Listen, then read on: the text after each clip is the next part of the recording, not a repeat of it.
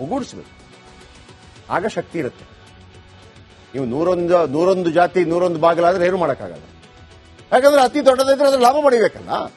ಈಗ ಲಿಂಗಾಯತರಾಗ್ಲಿ ಒಕ್ಕಲಿಗರಾಗ್ಲಿ ಅವರ ಜಾತಿ ನಂಬರ್ 1 ನಂಬರ್ 2 ಆಗುತ್ತೆ ಅಂತ ಯಾಕೆ ಆತಂಕ ಪಡ್ತಾ ಇದ್ದಾರೆ ಅಂತಂದ್ರೆ, ಅದರ ಆಧಾರದ ಮೇಲೆ ಟಿಕೆಟ್ ಹಂಚಿಕೆ ಆಗ್ತಾ ಇತ್ತು. ಅದರ ಆಧಾರದ ಮೇಲೆ 100 ರೂಪಾಯಲ್ಲಿ ಲಿಂಗಾಯತರು ಏನ್ ಹೇಳ್ತಾ ಇದ್ರು, 17% ನಾವಿದೀವಪ್ಪ, 17% ನಾವಿದ್ದೀವಿ, 224 ಸೀಟಲ್ಲಿ ಒಂದು 70 ಸೀಟ್ ನಮ್ಗೆ ಕೊಡಿ, 70 ಸೀಟ್.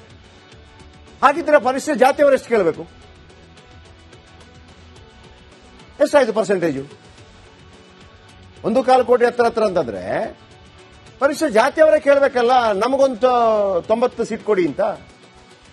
ಪರಿಶಿಷ್ಟ ಜಾತಿ ರಿಸರ್ವೇಶನ್ ಥ್ರೂ ಇರೋದೆಷ್ಟು ಸೀಟು ನಿಮಗೆ? 36. ಅದು ರಿಸರ್ವೇಶನ್ ಕೊಟ್ಟ ಕಾರಣಕ್ಕಾಗಿ. ನಿಮ್ದೇನು ಸ್ವಂತ ದುಡಿಮೆ? ಈ ಜಾತಿ ಇದೆಯಲ್ಲ ಕೇಳಿ. ನೀವು 101 ಜಾತಿ ಒಟ್ಟಿಗೆ ಹೋಗಲ್ಲ, ಅಲ್ಲೇ ಫೈಟ್ ಇದೆ. ಆಯ್ತಾ? ಪರಿಶಿಷ್ಟ ಜಾತಿ. ಎರಡನೇದು ಪರಿಶಿಷ್ಟ ಪಂಗಡ. ಅವರಿಗೆ ಆಲ್ರೆಡಿ ಇರುವಂತದ್ದು 3 ನೋಡಿ. ಪರಿಶಿಷ್ಟ ಜಾತಿ ಅಂದ್ರೆ ನಾನು ಒಂದು ಹೇಳ್ಬಿಡ್ತೀನಿ, ಫಸ್ಟ್ ಮೊದಲು ತಗೊಳ್ಳಿ. ಪರಿಶಿಷ್ಟ ಜಾತಿ, ಈ ಜಾತಿಯ ಹೆಸರುಗಳನ್ನು ಹೇಳಬಾರ್ದು ನಿಜವಾಗಿ, ಅಂದ್ರೆ ಅದು ಟೀಕೆ ಟಿಪ್ಪಣಿ ರೀತಿಯಲ್ಲಿ ಹೇಳಬಾರ್ದು. ಆದ್ರೆ ನಿಮ್ಗೆ ಅರ್ಥ ಆಗೋದಕ್ಕೆ ನನಗೆ ಬೇರೆ ಹೇಳದೆ ವಿಧಿ ಇಲ್ಲ ಇದಕ್ಕೆ. ಪರಿಶಿಷ್ಟ ಜಾತಿ ಅಂದ್ರೆ ಯಾರು ಬರುತ್ತೆ? ಶೇಕಡ 24% ಕೊಡ್ತಾ ಇದಾರಲ್ಲ ಮೀಸಲಾತಿ. ಹೊಲೆಯ, ಮಾದಿಗ, ಬೋವಿ, ಲಂಬಾಣಿ, ಕೊರ್ಚ, ಕೊರ್ಮ ಸೇರಿದಂತೆ 101 ಜಾತಿ ಬರುತ್ತೆ. ಇನ್ನು ಪರಿಶಿಷ್ಟ ಪಂಗಡ, ಇವರಿಗೆ ಶೇಕಡ ಮೀಸಲಾತಿ ಎಷ್ಟು ಕೊಡಬೇಕು ಅಂತ ನೆಕ್ಸ್ಟ್ ಬನ್ನಿ.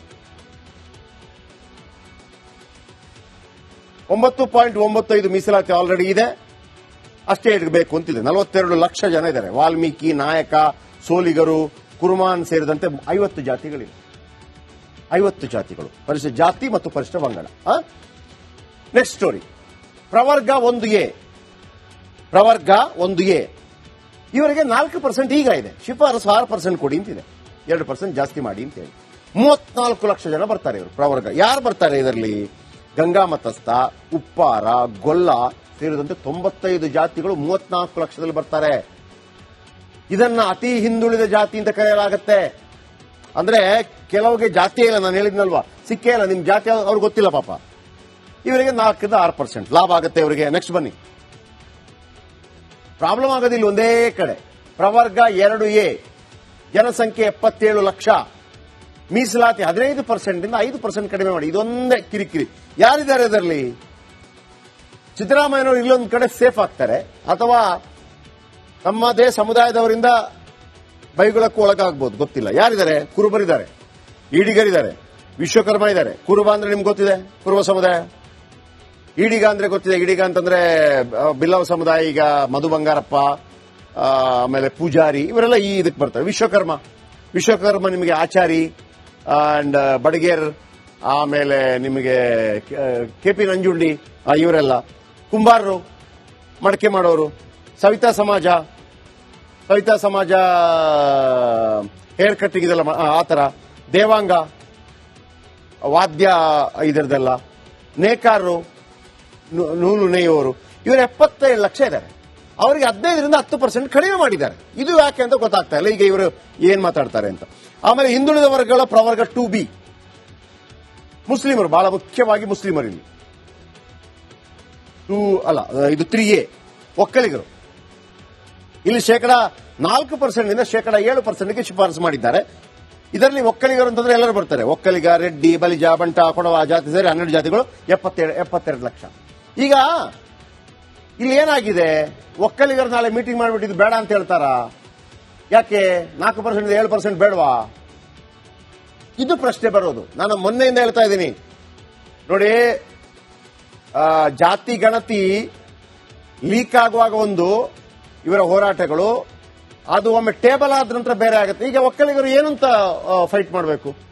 ನಮಗೆ ಮೀಸಲಾತಿ ಜಾಸ್ತಿ ಬೇಡ ಅಂತಾನ? ನನ್ನ ಪ್ರಶ್ನೆ ಬೇಡ ಅಂತಾನ, ಅಥವಾ 72 ಲಕ್ಷ ಇದೆ ನಾವು 3ನೇ ಸ್ಥಾನಕ್ಕೆ ಬಂದ್ವಿ ಅಂತಾನ? ಹಾಗಿದ್ರೆ ಕಾಂಗ್ರೆಸ್ನ ನಾಯಕರು ಏನು ಉತ್ತರ ಕೊಡಬಹುದು ರಾಹುಲ್ ಗಾಂಧಿಗೆ? ರಾಹುಲ್ ಗಾಂಧಿ ಇದನ್ನು ಮಾಡಿ ಅಂತ ಹೇಳ್ತಾ ಇದಾರಲ್ಲ. ನೆಕ್ಸ್ಟ್ ಬನ್ನಿ, ಈಗ ಲಿಂಗಾಯತರ ವಿಚಾರಕ್ಕೆ ಬರ್ತೀನಿ. ಇತ್ತೆಗಿರಿದು ಆಯ್ತು, 2 ಸಲ ಬಂತು. ನೆಕ್ಸ್ಟ್ ಬನ್ನಿ, ಪ್ರವರ್ಗ 2B ಮುಸ್ಲಿಂ. ಈಗ ಬಂದಿರೋ ಪ್ರಕಾರ ಜನಸಂಖ್ಯೆ 75 ಲಕ್ಷ ಇದೆ, ಮೀಸಲಾತಿ 4%, ಶಿಫಾರಸು 8%.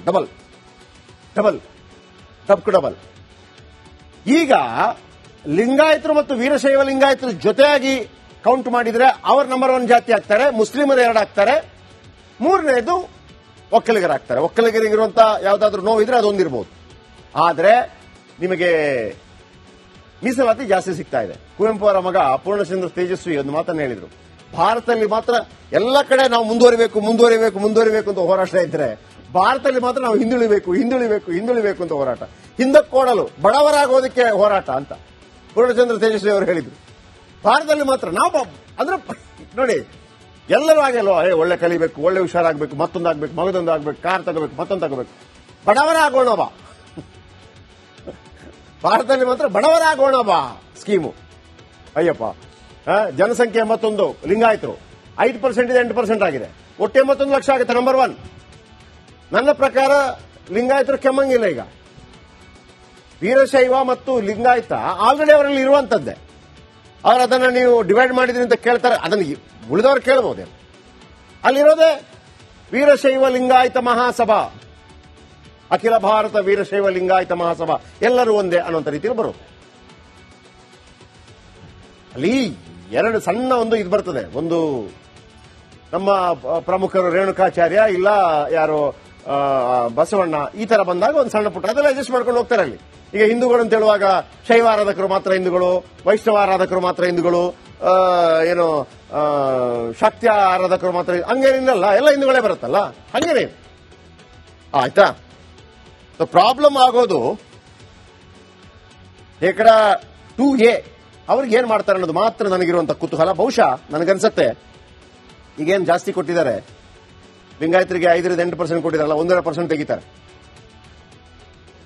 ಒಕ್ಕಲಿಗರಿಗೆ 4% ಇಂದ 7% ಕೊಡ್ತಾರಲ್ಲ, 1.5% ತೆಗಿತಾರೆ. 5 ಲಾಭ ಆಗುತ್ತೆ ಅವರಿಗೆ, ತೆಗಿತಾರೆ.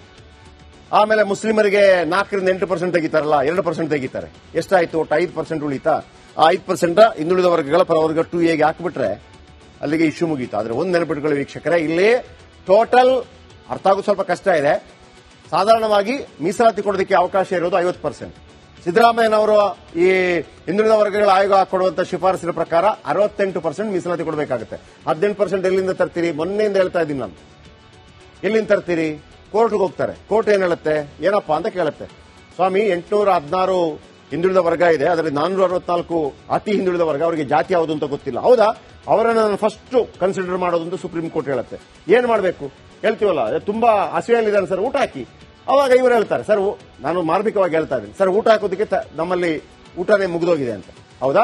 ಹಾಗಿದ್ರೆ ನನ್ನ ಸೈಡಿಂದ ಕೊಡ್ತೀನಿ 18% ಅವ್ರು ಕೊಡ್ತಾರೆ. ಏನು ಹಿಂಗೆ ಹೇಳ್ಬಿಟ್ರೆ ಕೊಡ್ತಾರೆ? ಕೊಟ್ಟಿಲ್ವಾ? ಕೊಟ್ಟಿದ್ದಾರೆ. ಪಕ್ಕ ತಮಿಳುನಾಡಲ್ಲಿ ಕೊಟ್ಟಿದ್ದಾರೆ. ಅದೇನಾದ್ರೂ ಆಗ್ಬಿಟ್ರೆ ವೀಕ್ಷಕರೇ, ಸಿದ್ದರಾಮಯ್ಯ ಕಿಂಗ್ ಆಗ್ತಾರೆ. ಇದು ಯಾರಿಗೂ ಇದರ ಬಗ್ಗೆ ಇನ್ಡೆಪ್ತ್ ಆಗಿ ಯಾರು ಹೋಗ್ತಾ ಇಲ್ಲ. ಜಾತಿ ದೊಡ್ಡದು ಸಣ್ಣದು ಹೋಗ್ತಾ ಇದ್ದಾರೆ.